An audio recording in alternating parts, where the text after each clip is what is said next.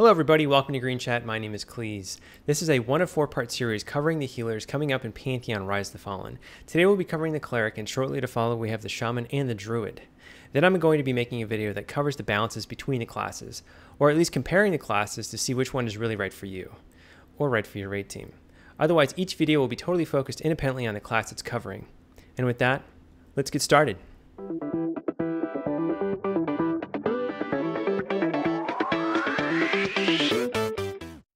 Hey guys, hope you're doing great, and let's get this Cleric bus rolling. I try to cover this as fast as I can and as well as I can. So I figured it'd be best to start with the info on the website as far as the lore of the Cleric and what classes it can be. So the Cleric can be Darkmere, Dwarf, or Human. Those are the classes it's limited to. As far as the lore go, in the Feral Age of Terminus, after the Decade War, communion with Celestials is nearly unheard of. Thus, the Cleric can scarcely rely on the Pantheon directly. Instead, they must bind themselves to their ancient tomes of their order, the fading vestiges of light from when the Celestials had drawn near. As a side note, vestiges is a trace of something that is disappearing or no longer exists. Continuing on, Clerics have mastered the restorative arts of their order, allowing them to use a myriad of potent healing abilities, but the Cleric can also dramatically enhance the defenses of their allies through the use of powerful signets, rites, and ethereal armors. Imbued with celestial power, Clerics can perform feats of stunning ability. Indeed, for this is the very reason certain Master Clerics have been mistakenly revered as true Celestials. Because the Cleric's affinity to celestial light, they have evolved the means to turn undead and other cursed beings. Okay, so that's the introduction to the Cleric's lore. Moving on, group role, healer, support, utility. Combat resource the Cleric will be utilizing is mana, celestial power, and it will also, through celestial power, gain a celestial bond. Clerics gain celestial power as a percentage of effective healing they perform on themselves or their allies. So interesting about this, effective healing, if you guys don't know, if a character is 100% life and you try healing them, you did effectively 0% effective healing. If they've lost only 10 hit points of damage, you healed up from 20, you only did 10 points of effective healing. So effective healing is only when their health bar moves up by any measure, and that will give you celestial power. At least that's how it's worded, and I think that's really intended because you could just kind of cheat the game by overhealing the junk out of your group to gain celestial power, which seems counterintuitive to a degree. Some abilities will also increase celestial power. Some abilities will have a celestial power cost to cast. If you let your celestial power ride long enough, the celestial bond will form like I was just mentioning. In this state, celestial spenders' cost will be reduced by a percentage. Something of interest, the Clerics will wield tomes of power. This is one distinguishing factor to note. I will be covering this in the class abilities, however, but Tome of the Initiate, I'll just cover it here real quick. You manifest a celestial tome to carry. As you start your journey, you will be able to wield a power of the basic tomes provided to initiates of the clerical order, or cleric order. As you grow in level, your ability to manifest and wield more powerful tomes will grow as well. It is also believed that Celestial Aegis, the ability to create massive shields of light in the environment, is the Cleric's iconic ability, and I will be covering that later as well. The available armor to the Cleric, all armor including full plate mail. Available weapons will be one-handed blunt, two-handed blunt, celestial tome, and shields. Alright guys, so before we get into the nit and gritty of all the Cleric's abilities, what I've done is broken down all of its abilities into different subclasses or like subgroups to make this information more digestible. The way it is on the site, there's a lot of overlap and it kind of gets a little complicated if I just went through each ability as it displays there. So the different groups I have is buff to self, buff to others, debuff status to NPC or player for PvP's sake, damage, utility, crowd control, direct healing, heal over time, AoE group heals, damage taken to dish out to heal, damage taken or damage dished out to heal, shielding, recovery, removal of status effects, likely major cooldowns, special items to note of on the Cleric. Understand guys that there will be some overlap. For example, like a charm that does damage or an interrupt that does damage. I didn't want to put multiple abilities in different categories just to kind of keep it more simple and again more digestible. I tried to break this down to accommodate those also interested in playing on a PvP server or playing on the PvP servers. However, it's more geared towards the PvE folks. Something also to note, Aaron Miller mentioned this a while ago, more than, I don't know, 3 weeks ago, but it's good information. He is stoked to hear that they're having defensive targets, which is something I loved in Vanguard, meaning you have an offensive target, which any offensive ability or auto attack will target, but you also have a defensive target, which would be targeted for any heals or buffs or whatever. And you'd have these both targeted at the same time, made healing and tanking a lot more versatile. Not sure if any other MMOs have had it since. So basically, yeah, you can have two different focus targets, one offensive and one defensive.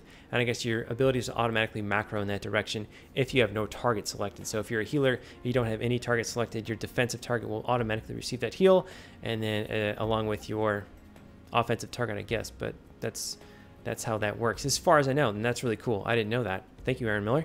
Also, any passive abilities or defensives for the Cleric, depending on their function, I subclass them into the like archetype for simplicity.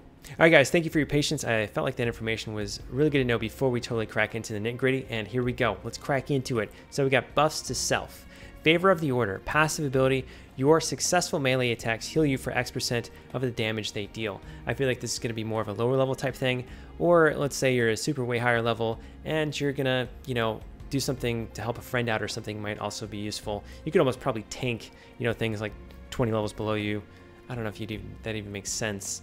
But you'd have so much overhealing, for example, and then you'd get health back from this. Who knows? Who knows what you want to do? You also have Conviction, passive ability. While you maintain a celestial bond, your heals cannot be interrupted, and you are able to heal while stunned. So that's pretty awesome. That's Conviction.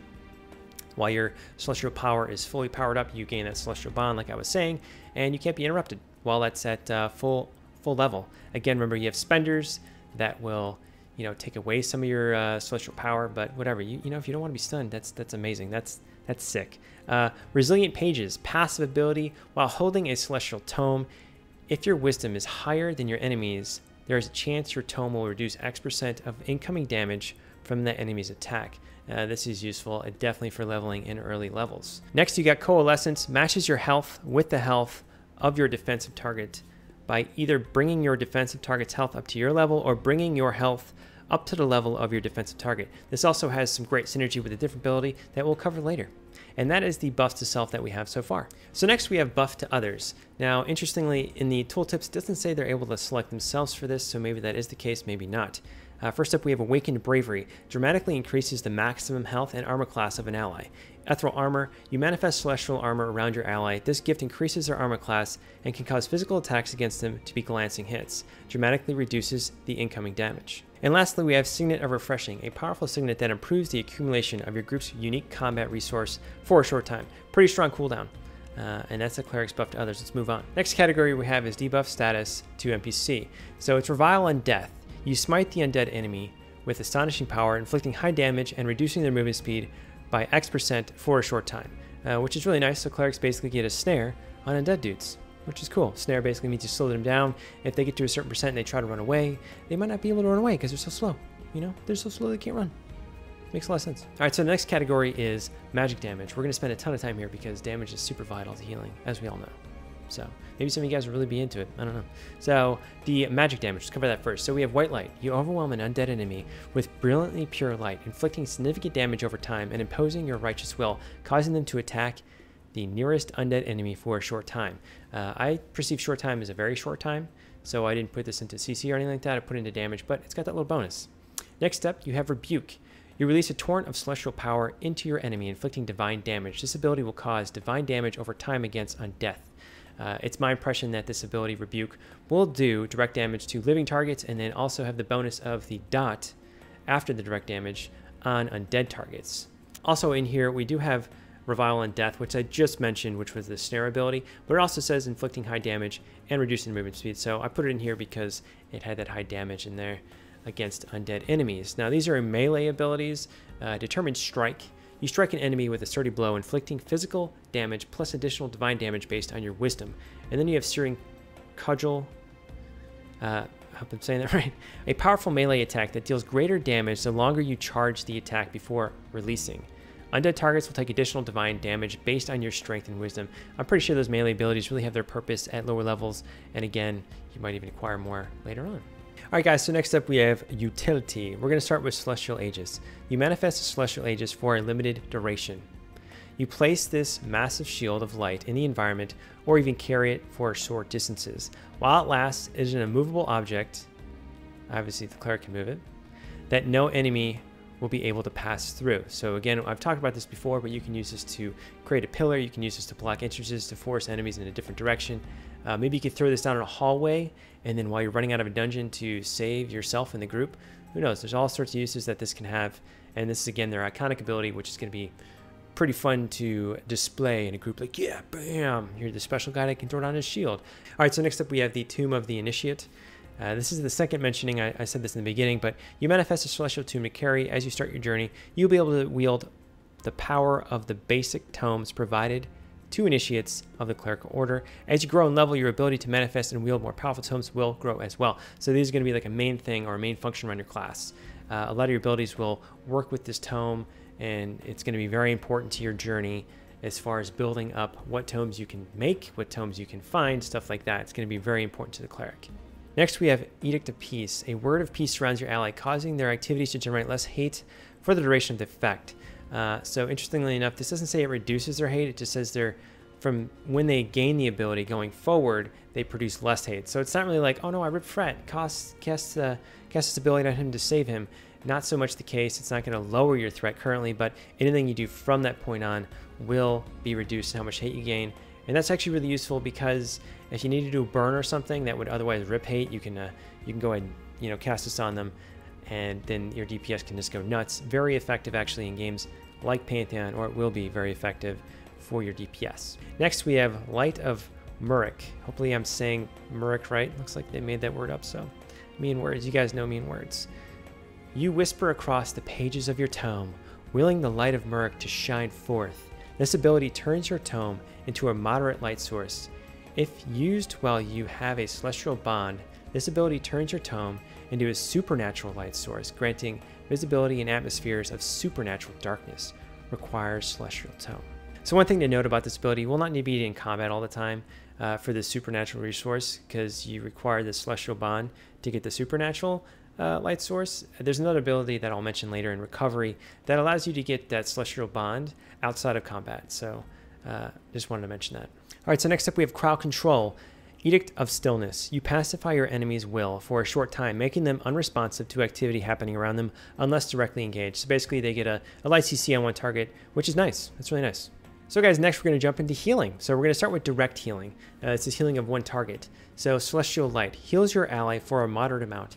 If your ally's health is below 30%, this ability will manifest a Celestial Guard, increasing that ally's armor class by X of your armor class for Y seconds.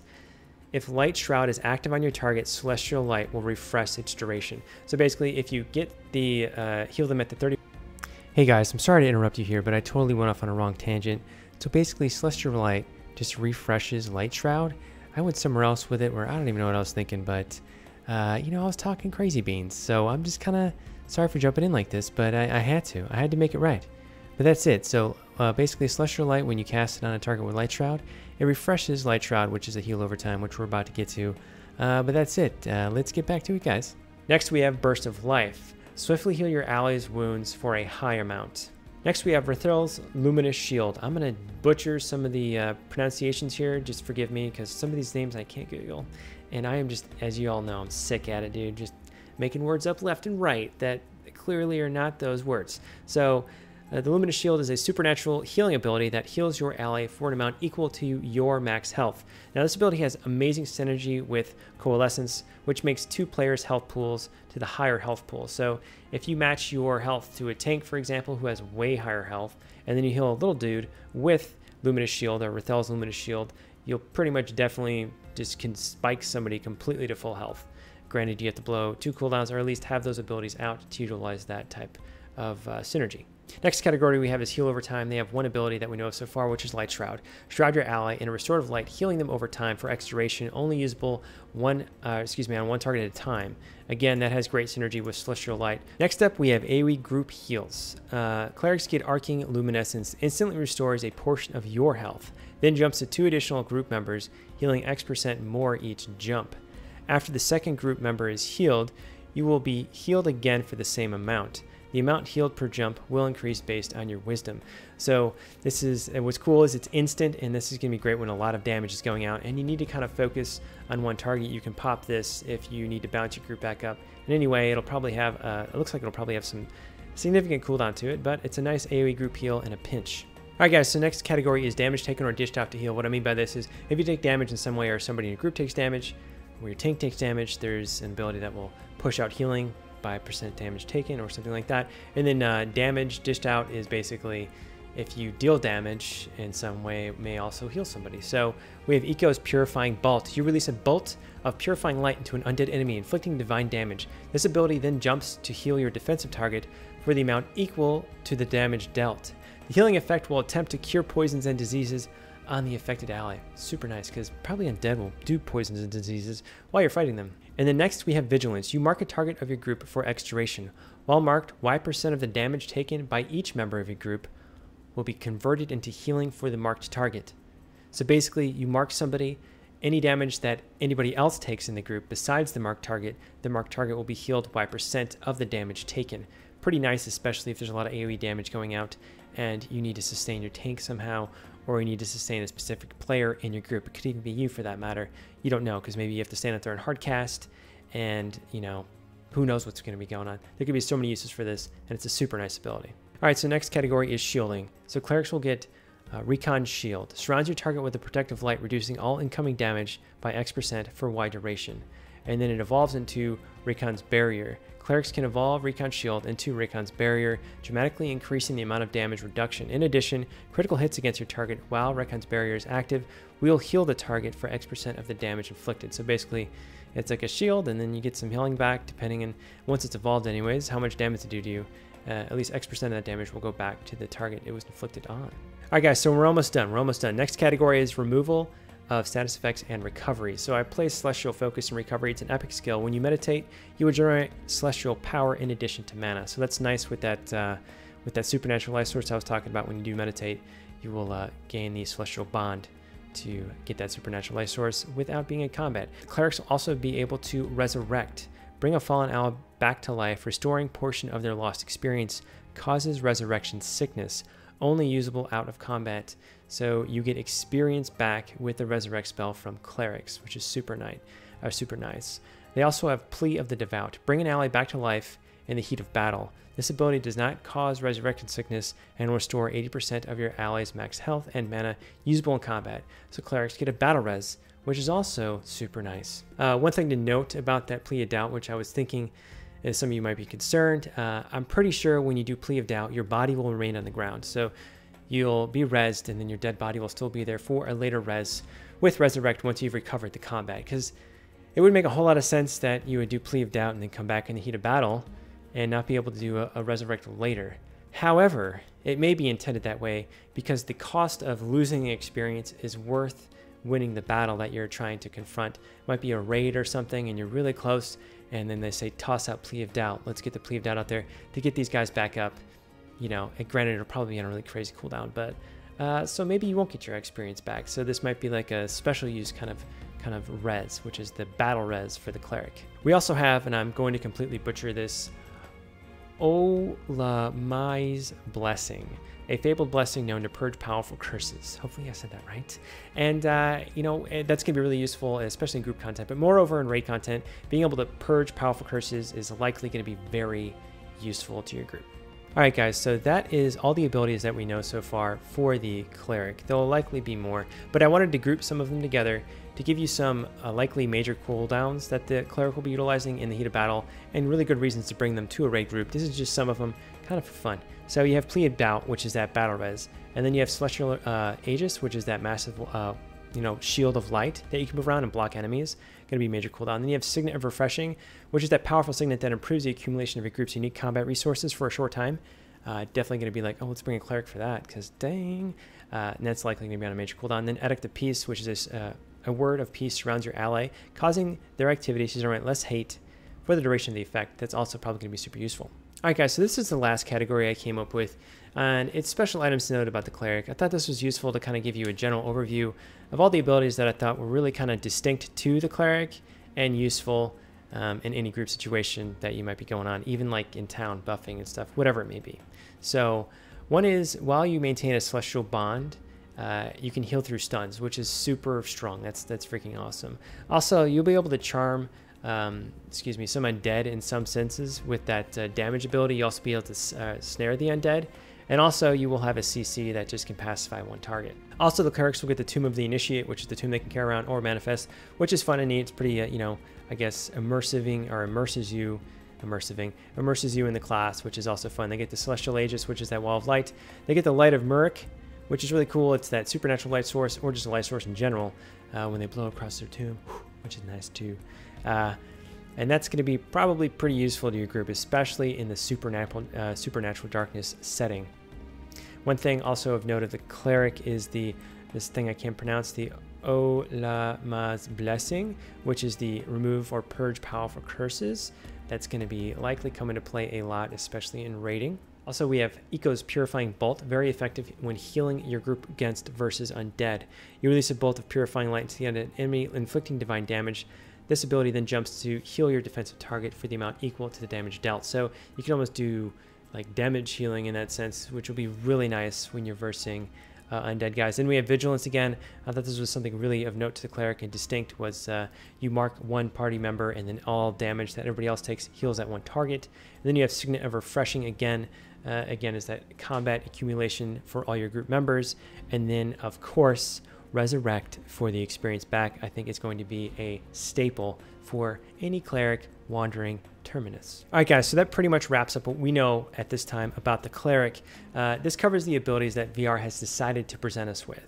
During interviews, it has been mentioned on more than one occasion that they want us to kind of be surprised and excited about how our class will develop. So they're not going to share everything with us, at least on their website and stuff like that. They want us to play the game and engage with their actual content to find out more. Also, the abilities that we discussed will likely grow into more powerful versions, and this is definitely not the extent of the class's toolkit as far as what I discussed. I hope you guys enjoyed this. Let me know what you think about the cleric. I'll be creating a video centered around how healers compare and compete with one another. If that interests you, please check it out. If you guys like what you saw, consider liking and subscribing to get any notifications for future uploads that I do. Again, you have to hit the little bell next to subscribe. If you have any questions for me, please don't hesitate to comment below. Thank you for watching, guys, and I'll see you again really soon.